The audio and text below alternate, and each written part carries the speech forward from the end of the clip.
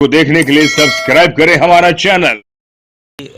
हम लोग गांव से यहाँ पे आए थे लगभग 20 साल पहले। तो उस टाइम पे मम्मी की जॉब थी, वो मतलब परमानेंट नहीं थी जी।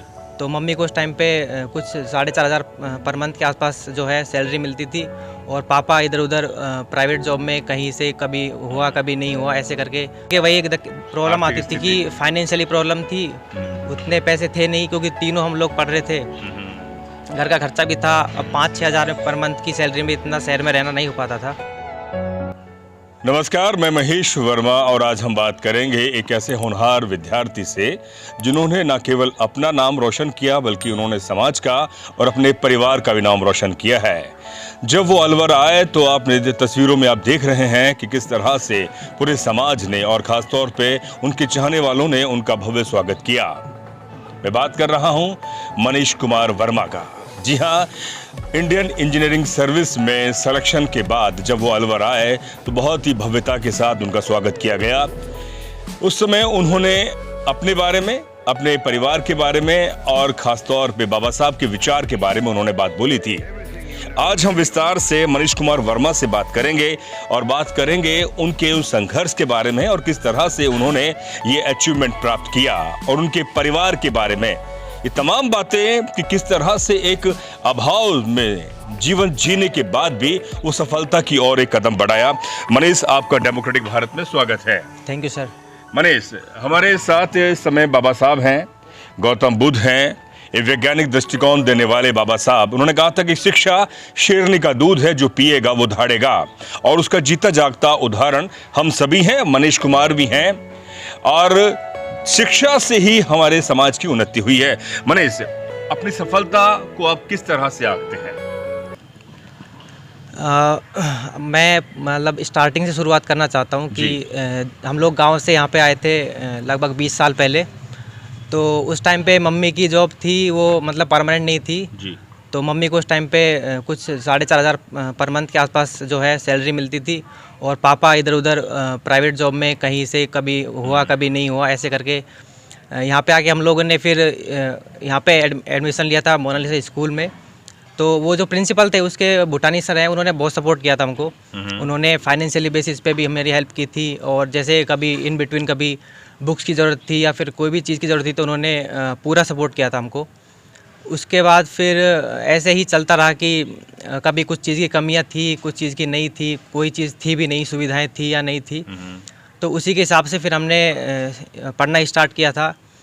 फिर जो 10th तक था वो हमारा सब ऐसे चलता रहा था कि मैं जब 10th में आया, जो दीदी थी वो भी उसी स्कूल में पढ़ी थी। उसके बाद फिर ये आया था कि अब आगे क्या करना है। आगे ये था कि मुझे जो मेरे हैं इधर उधर से दोस्त हैं उनके थ्रू यही पता चला था कि उस टाइम पे आईआईटी का बहुत क्रेज़ था कि आईआईटीज़ में जाते हैं तो अच्छा प्लेसमेंट होता है, अच्छी जॉब लगती है, ओवरऑल डेवलपमेंट भी अच्छा होता है। तो पर उसके लिए प्रिपरेशन की ज़रूरत होती थी। जो उसके लिए उस टाइम पे मेन एग्ज़ाम होता था AIEEE, और उसका नाम अभी JEE मेंस कर दिया गया है। तो उसके लिए पहले कोचिंग्स जो हैं, जितने भी कोचिंग इंस्टीट्यूट्स थे उनकी ज़रूरत होती थी। उसके लिए जो है फाइनेंशियली सपोर्ट की ज़रूरत होती क्योंकि उनमें सब में बहुत ही फ़ीस बहुत ज़्यादा होती थी, बहुत ज़्यादा फ़ीस थी। तो वो हम बेयर नहीं कर पा रहे थे। तो उस टाइम पे फिर 11th-12th मैंने यहीं पे ही MNCI कोचिंग थी स्टेशन के पीछे, वहीं से मैंने 11th-12th पूरी की थी। तो उस टाइम पे मैंने जो अटेम्प्ट दिया था JEE मेंस का एडमिशन के लिए, वो मेरा नहीं क्लियर हो पाया था। तो फिर मैंने पापा को बोला था कि एक बार और ट्राई करते हैं। तो उस टाइम पे भी फिर लेकिन फिर वही घूम फिर के वही एक प्रॉब्लम आती थी कि फाइनेंशियली प्रॉब्लम थी। उतने पैसे थे नहीं क्योंकि तीनों हम लोग पढ़ रहे थे, घर का खर्चा भी था। अब 5-6 हज़ार पर मंथ की सैलरी में इतना शहर में रहना नहीं हो पाता था। तो फिर मैंने फिर दोबारा यहीं से अलवर से ही एक कोचिंग थी, उससे मैंने फिर दोबारा अटेम्प्ट लिया एक JEE मेंस का। फिर हुआ यूँ कि उतनी अच्छी रैंक नहीं आई थी मेरी, और समहाउ मुझे NIT पटना 3rd राउंड में अलॉट हुआ था। बहुत लास्ट रैंक में मेरा अलॉटमेंट हुआ था। अच्छा। बहुत ही लास्ट रैंक थी, मतलब ये मान लो कि कॉलेज के जो लास्ट रैंकर्स जो बच्चे थे उनमें मुझे वो अलॉटमेंट हुआ था। अच्छा। मैं काफ़ी डिमोटिवेट था उस टाइम पे। कॉलेज में गया, नया माहौल था, नया जो है राज्य था, स्टेट था, पटना था।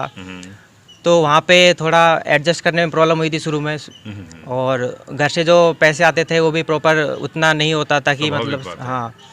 फिर डीमोटिवेशन बहुत था, अपने आप को लगता था कि अब मैं यहाँ पे क्या करूँगा, बच्चे मेरे से पहले ही बहुत आगे आगे बच्चे हैं, वहाँ पे टॉप रैंकर्स थे उस कॉलेज में। तो फिर मैंने सब चीज़ एक साइड करके, एक फर्स्ट ईयर मेरा ऐसे निकला था और ऑलमोस्ट मतलब मैंने जस्ट पास आउट ही किया था फर्स्ट ईयर को। फिर मैंने थोड़ा सोचा कि अब ये सब तो हो गया है तो थोड़ा आगे बढ़ते हैं, इन सब चीज़ों को साइड में करके तैयारी करते हैं, पढ़ते हैं।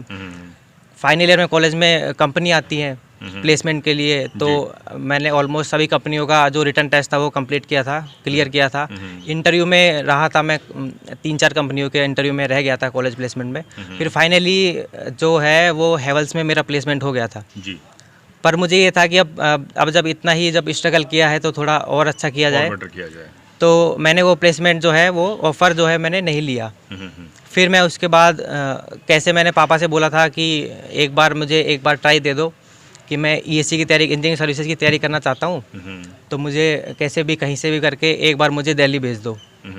तो पापा उस चीज़ के लिए मान गए थे। तब तक मम्मी का थोड़ा इंक्रीमेंट भी हो गया था सैलरी का।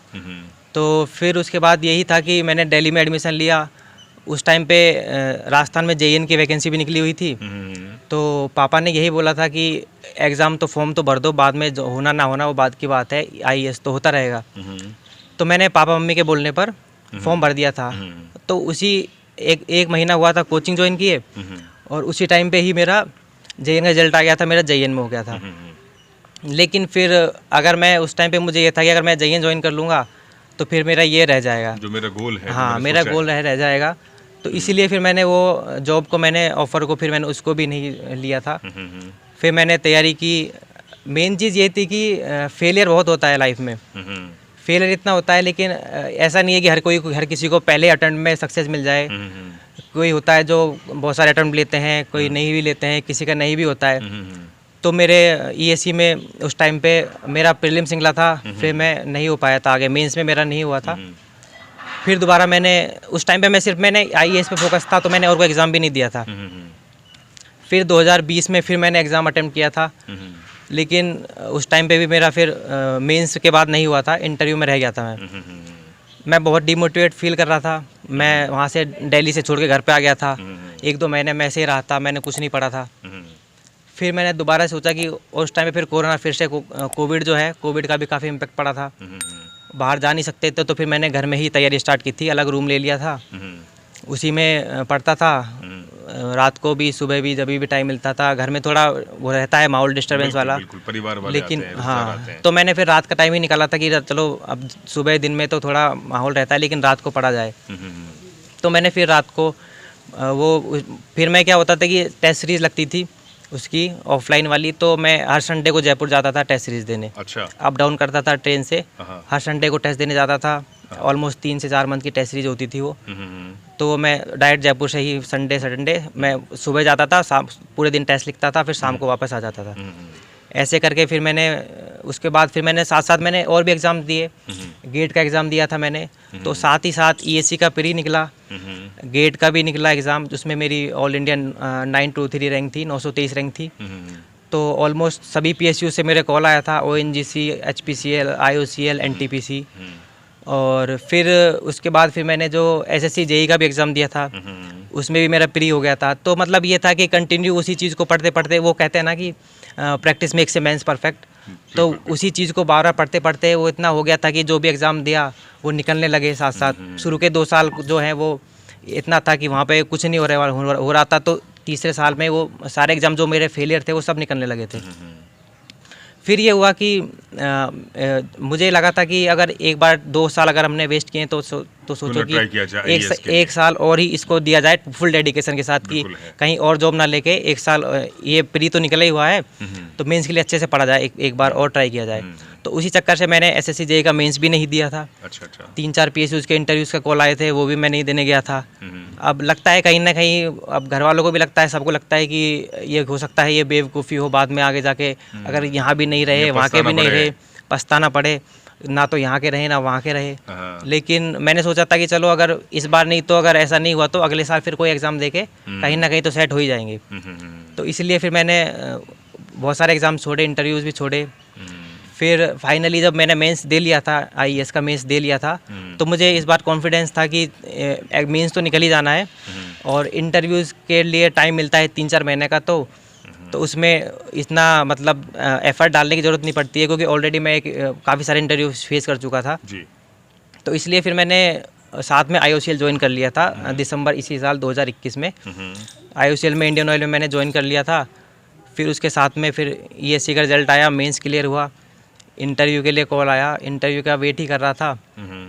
उसी के साथ साथ फिर मुझे ट्रेनिंग पूरी हुई इंडियन ऑयल की और मुझे जम्मू में पोस्टिंग, अभी मैं जम्मू में मेरी पोस्टिंग है इंडियन ऑयल के बॉटलिंग प्लांट में। और साथ ही साथ फिर रिज़ल्ट आया और यहाँ पे अभी मेरा फिर भी इसी साल हुआ है और मैं तैयारी कर रहा हूँ कि और कुछ हो पाए और बेटर करें। ये तो अभी शुरुआत है जी। जो भी है, अभी तो मतलब ये फर्स्ट स्टेप है, आगे जो है प्रोग्रेस का और आगे सफलता के मुकाम और भी हासिल होंगे। सिर्फ मतलब जॉब लेना ही और प्रॉपर एजुकेशन लेना ही मतलब एक सक्सेसफुल वो इंसान की वो नहीं होती है। प्रॉपर वे में कहा जाए तो एक जो है सक्सेसफुल इंसान वही है जो प्रॉपर एजुकेशन हो, उसके पास जॉब के बाद वो फिर वो समाज के साथ जुड़ा रहे, सोशल सर्विस समाज के आगे लेके, समाज के जहाँ भी हो उसको मौका मिले समाज की हेल्प करे। बहुत बढ़िया। दर्शकों, हम मनीष कुमार वर्मा का इंटरव्यू क्यों कर रहे हैं?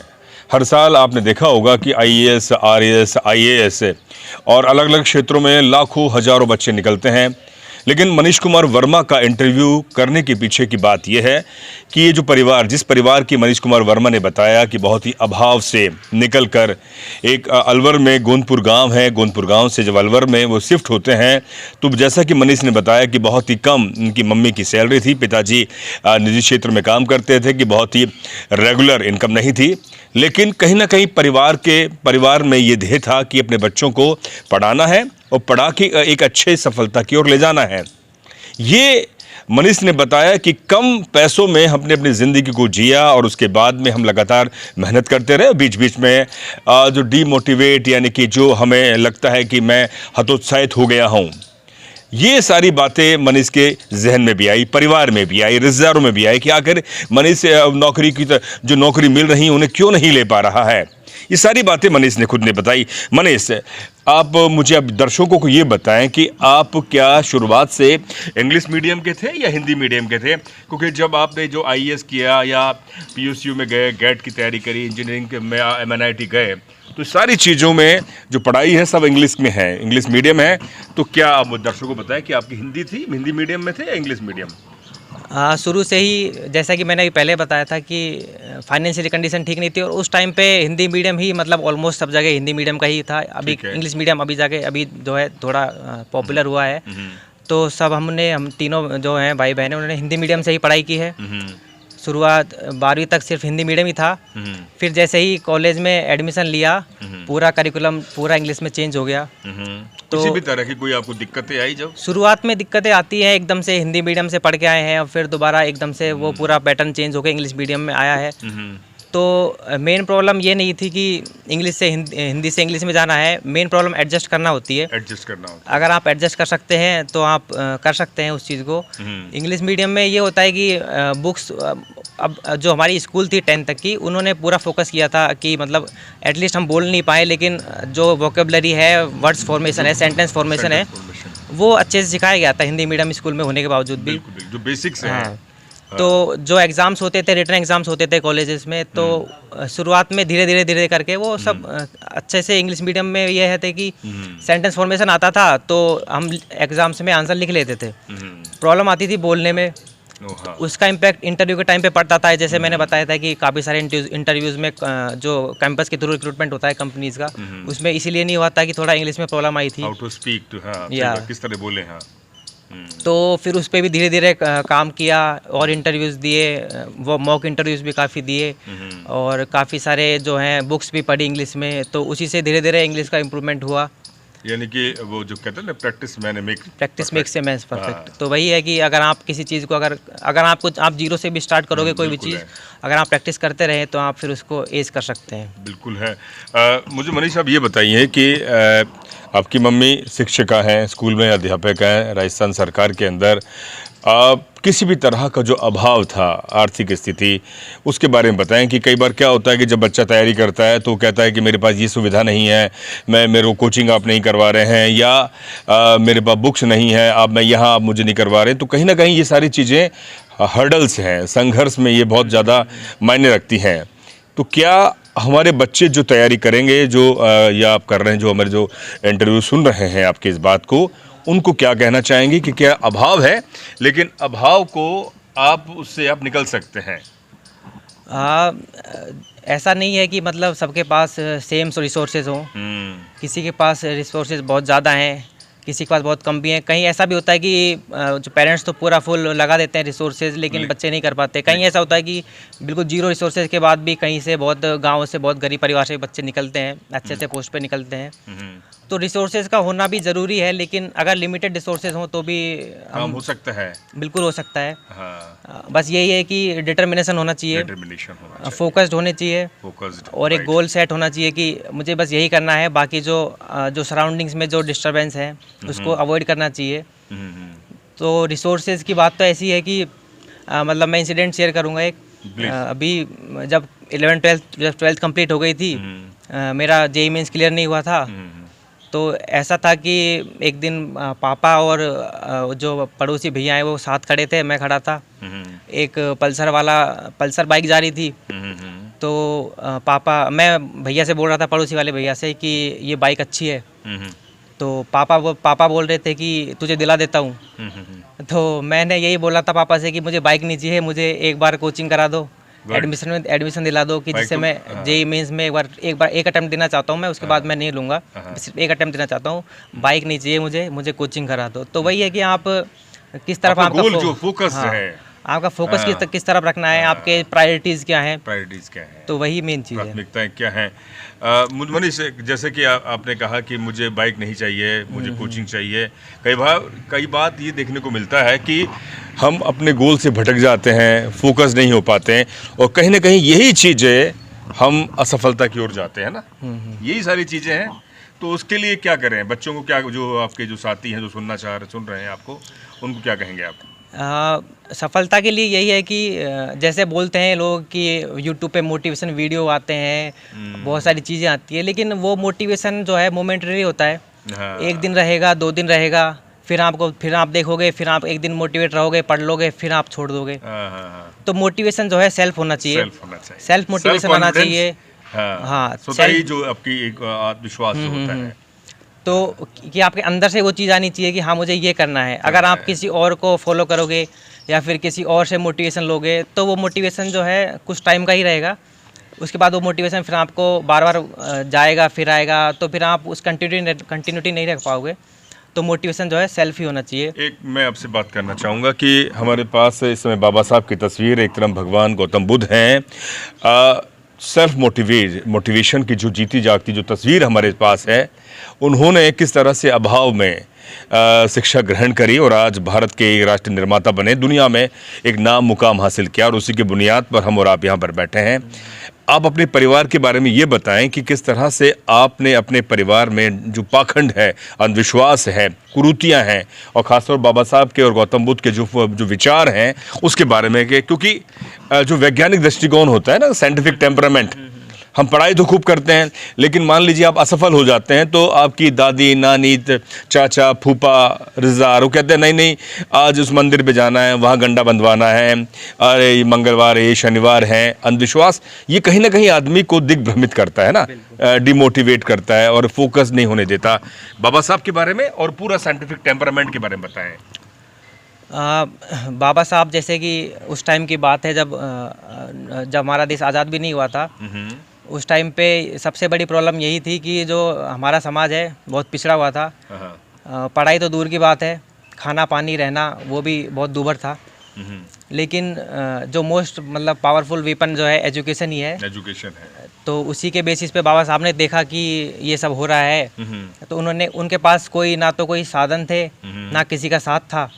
उन्होंने यही सोचकर कि मुझे अपने समाज को आगे बढ़ाना है, आगे ले जाना है, अपने पहचान दिलानी है, तो उनके पास सिर्फ यही साधन था कि वो सबसे पहले शिक्षा प्राप्त करें। उसके बाद फिर जो समाज के जो और बाकी लोग हैं उनके बराबर में आके फिर अपने समाज को अपना दर्जा प्राप्त करवाएं। तो उन्होंने फिर यही किया था। उन्होंने अपनी पढ़ाई पूरी की, बाहर पढ़ने गए, बैरिस्टर, LLB, जो भी उन्होंने इतनी पढ़ाइयाँ की हैं। तो उन्होंने सामाजिक कुरीतियों से ही एक परे कर जो भी ये पाखंड है, अंधविश्वास है, अगर वो भी इसी मामले में पड़े रहते तो शायद ये नहीं हो पाता। क्योंकि हम जैसे हमारे जैसे जनरल हमारे जो समाज में जो चला आ रहा है कि बच्चे पढ़ते भी हैं और माँ बाप उनके जो हैं वो दुआ करते हैं, प्रसाद चढ़ाते हैं मंदिरों में जाके कि भगवान बच्चे को पास करो।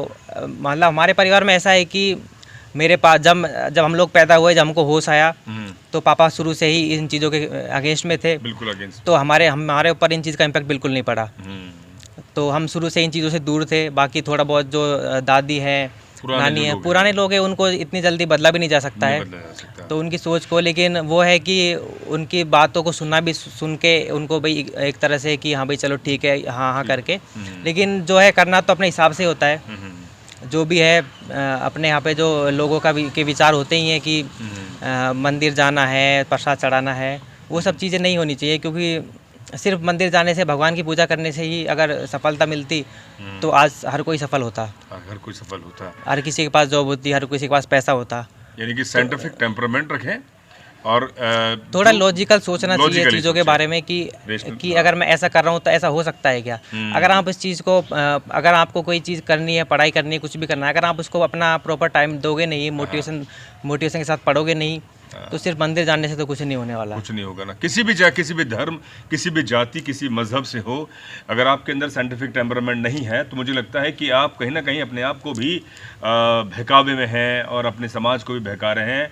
और सफलता मेहनत से ही मिलेगी, ये एक बहुत बड़ी ताकत है। मनीष, मैं अंत में आपसे जानना चाहूँगा कि आप अपने परिवार में अपने भाई बहनों के बारे में, आपकी एक बहन है जो फिजिक्स से MSc हैं, एक बहन जो MBBS से कर चुकी हैं और इंटर्नशिप कर रही हैं, उनके बारे में थोड़ा बताएं आप।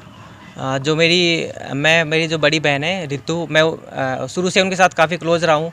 मैं जो भी चीज़ें शेयर करता हूँ उन्हीं के साथ करता हूँ। जहाँ भी कभी भी मतलब ऐसा होता है ना कि जो हर चीज़ें पापा मम्मी से शेयर नहीं की जा सकती है, तो मैं जो भी मुझे कभी डिमोटिवेट फील होता था, कोई प्रॉब्लम होती थी, छोटी छोटी बात होती थी, तो मैं उसी के साथ शेयर करता था।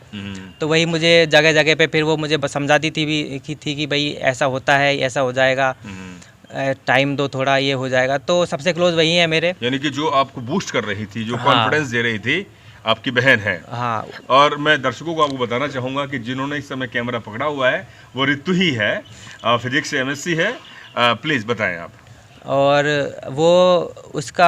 और मेरी जो छोटी बहन है वो MBBS अभी कर रही है देहरादून मेडिकल कॉलेज से, उसकी कंप्लीट हो चुकी है, इंटर्नशिप कर रही है अभी वो। तीनों भाई बहन जो आप हैं इस समय, उनको सभी के अंदर एक विचार है कि हमें फोकस रहना है और बहुत ज़्यादा हमें सुविधाएं मिल जाए ना, कि पैसा भी चाहिए, घर में ये भी हो, ऐसा किसी भी तरह की कोई आपके अंदर वो भावनाएं नहीं थी तीनों के अंदर?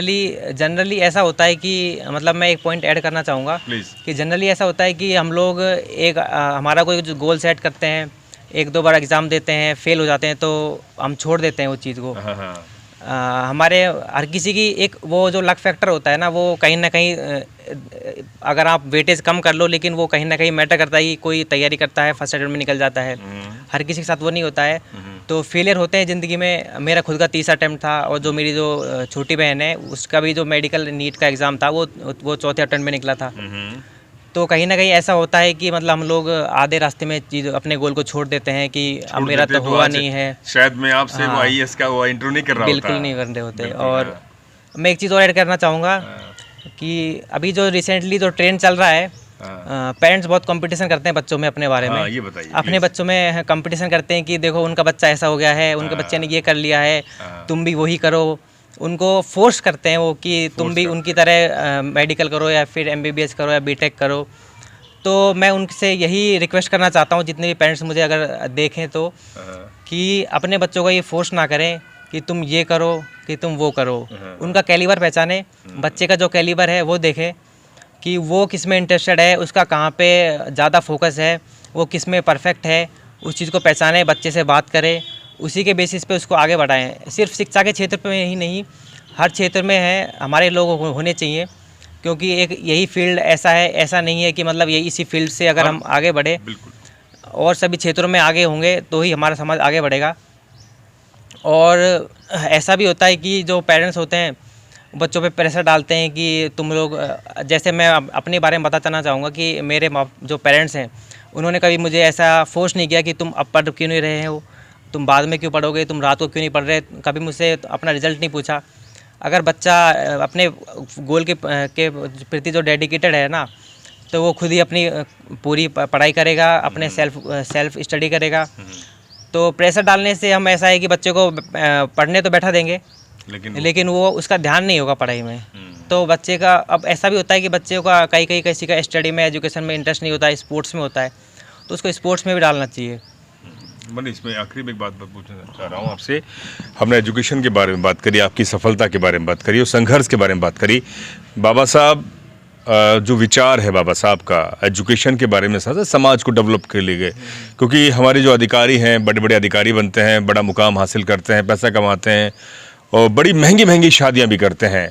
उन पे आप क्या कहना चाहेंगे? क्योंकि क्या होता है कि जब आप आईएएस बने हैं तो आप पर भी समाज का एक ध्यान होगा कि ये इसका रिश्ता मेरे से हो जाए, मैं इतना पैसा दूंगा, इतना दहेज दूंगा। बाबा साहब ने इन सभी के अगेंस्ट थे, बिल्कुल अगेंस्ट थे कि हमारा जो बड़ा पैसा है, जो मोटा पैसा, जो भी पैसा हम कमा रहे हैं, उसको समाज के सोशल डेवलपमेंट के लिए खर्च होना चाहिए। उसके बारे में आप क्या कहेंगे? जनरली अभी सोसाइटी में जो ट्रेंड चल रहा है उसके अकॉर्डिंग लोग जो है पढ़ते हैं और उसके बाद जॉब की तैयारी करते हैं, गवर्नमेंट जॉब की। तो उनका मेन गोल यही होता है कि शादी अच्छी होगी, पैसा अच्छा मिलेगा, तो उनका जॉब लगने का है। और अभी जैसे रिसेंटली चल भी रहा है कि लोग सीधा बात करते हैं शादियों की। तो मैं तो अभी देख ही रहा हूँ कि जहाँ भी, मैं तो एक तो आता भी कम हूँ यहाँ पे, लेकिन जब भी कभी सुनता हूँ तो यही सुनता हूँ कि उसको ये कार मिल गई है, उसको इतने पैसे मिल गए हैं। लोग मतलब शादियों की चर्चा करते हैं बैठ के। तो पहले के ज़माने में चर्चा होती थी तो लोगों के व्यवहार की बात होती थी कि वो अच्छा परिवार है। अब बातें होती है कि उसको इतना कैश मिला है, इतनी गाड़ी मिली है, ये गाड़ी मिली है। तो वो एजुकेशन मतलब प्रोग्रेस का मतलब लोगों ने प्रोग्रेस को एजुकेशन करने के बाद जॉब से और उसके बाद शादी से जोड़ दिया है, अपने स्टेटस सिंबल बना दिया है कि एजुकेशन का मतलब सक्सेस का होने का मतलब यही नहीं कि आप एजुकेशन लें, जॉब लें, उसके बाद फिर अपना ही जो है डेवलपमेंट करें, अपना उल्लू सीधा करने की कोशिश करें। प्रॉपर एजुकेशन का मतलब ये है कि आप हर फील्ड में सोशल डेवलपमेंट भी बात करें। आप कैसे बिहेव करते हैं, आप जो औरतों को कैसे ट्रीट करते हैं, सोसाइटी में आपका जो है सिंबल क्या है। मतलब अगर शॉर्ट में कहना चाहूँ तो आपकी जो एजुकेशन है आपकी पर्सनैलिटी में, जो आपकी पर्सनैलिटी में दिखनी चाहिए वो कि आप, हाँ, ये कि किसी को देख के लगता है ना कि कोई अच्छा पढ़ा लिखा आदमी है, उसको देख के लगता है कि यार ये बहुत पॉजिटिव, उनसे थोड़ा पॉजिटिव वाइब्स आती है। हाँ, तो वो चीज़ होनी चाहिए। ऐसा नहीं हो कि जॉब लग गए, अधिकारी बन गए और फिर ऐसे इधर उधर गलत चीज़ों में फंस गए हैं। कई बार आते भी हैं उस चीज़ों के मामले। बिल्कुल। तो जो हमारी जो अभी ये जो सर्विसेज हैं, हम सरकारी नौकर कहलाते हैं जो भी हैं। तो सरकारी नौकर का मतलब सरकार के नौकर तो है ही, हम जनता के भी नौकर हैं। तो हमारा जो मेन एम है सर, जो हमारा जो सैलरी आती है वो भी जो हम लोग, जो हमारे जो कॉमन पीपल हैं वो टैक्स देते हैं, वही टैक्स जो है हमारा सैलरी बन के आती है। तो हमें इनडायरेक्टली रूप से जो है पेमेंट जो है जनता दे रही है। तो हमें उन्हीं के कंट्रीब्यूशन में करना चाहिए, उन्हीं की सेवा के लिए करना चाहिए। बहुत शुक्रिया मनीष का, अपनी बात सुनी और मनीष ने किस बेबाकी से और कितने अच्छे विचार पेश किए। इसीलिए मैं मनीष का इंटरव्यू करना चाह रहा था। जब मनीष अलवर आए थे तो कितनी भव्यता के साथ इसको स्वागत हुआ और मनीष ने जो 2 मिनट 3 मिनट की जो बात यहीं पर अपनी बात बोली थी, तभी मुझे लगा कि मैं मनीष से बात करूँगा। और कई लोगों ने मुझे कहा कि मनीष का आपको इंटरव्यू करना चाहिए। तो आपने सुना दर्शकों कि किस तरह से मनीष ने बताया अपने अभाव की ज़िंदगी से निकलकर एक मुकाम हासिल किया। और हम चाहते हैं कि हर परिवार अब अपने बच्चों को भी मोटिवेट करें, उनके माँ बाप भी समझें। और हर बच्चा इंजीनियर नहीं बन सकता, हर बच्चा डॉक्टर नहीं बन सकता। सबके अपने अपने गोल हैं। अपने बच्चे की कैलिबर को पहचानें, उसकी ऊर्जा को पहचानें और अपने भी ऊर्जा को पहचानें। हमें उस जो रेट रेस है, यानी कि जो चूहा दौड़ है, उससे बाहर निकलना होगा और जो सामाजिक कुरीतियां हैं उससे भी हमें, उस पर भी हमें हमला करना होगा। इसीलिए बाबा साहब ने कहा कि लगातार पढ़ें और अच्छा पढ़ें और समाज को डेवलप करें, तभी हम अपने सोसाइटी को और देश को एक बेहतर एक नागरिक बन सकते हैं। बहुत बहुत शुक्रिया। डेमोक्रेटिक भारत से आपने बात करी, समय दिया। तो मैं महेश वर्मा, दीजिए इजाज़त। शुक्रिया।